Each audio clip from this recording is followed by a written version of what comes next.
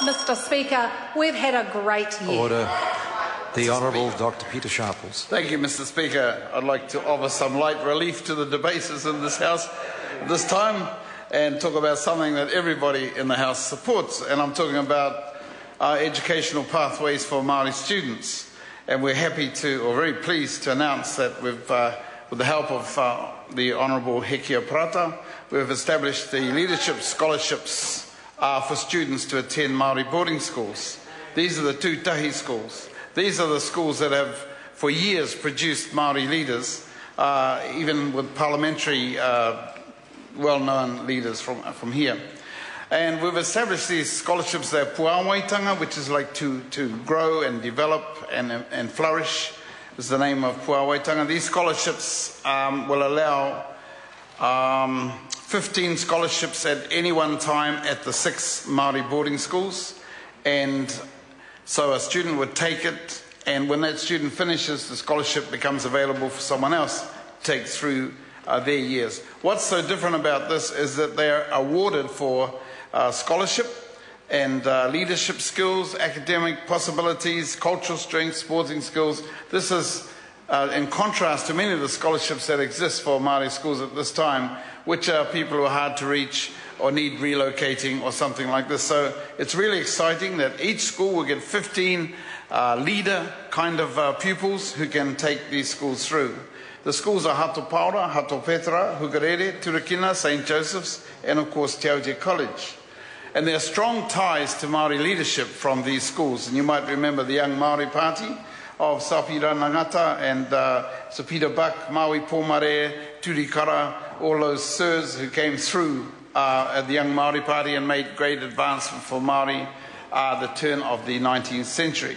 And it comes right down even today to people like Shane Jones, Tūroro Flavel, Hone Haruwira, and so on.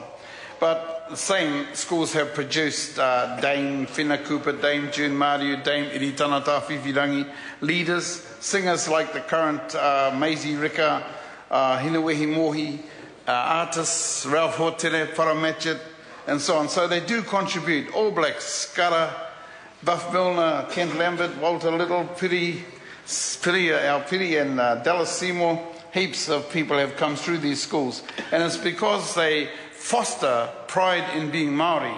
And that's perhaps the most important thing. Now, while we have also created Kura Kaupapa Māori, these aren't in opposition. These sit alongside and they offer choice to parents. Some where the boarding school environment can foster support and opportunity to pursue their education in that way, whereas Kura Kaupapa Māori are mainly day schools, and people go there for the Māori option of talking Māori and learning in Māori as they go. So I can't stress the importance of keeping these schools alive and keeping them going. St. Stephen's has closed, Queen Victoria's closed, but there is the possibility of reopening them, and people are talking that way. I went to a international Indigenous conference in Calgary a few years ago, and there were no less than 30 ex-students from these schools, Māori students, in an international conference in Calgary, and those went independently, but that's how common the graduates are in the leadership in Māoridom. So it's a really good news story, and I'm really happy that I'm able to talk to that at this time. So it is about always giving Māori students the opportunity to excel, but providing the environment and the opportunity for them. The reason the school rolls it down now is largely due to the state of the economy at this time in the world and the hardship that's on a lot of families. So I note that Whanganui Collegiate was second oldest school in New Zealand, along with Te Aute College, formed by the same Act of Parliament. Well, Whanganui has fallen into trouble too, and the government has helped to bail that school out and keep it going.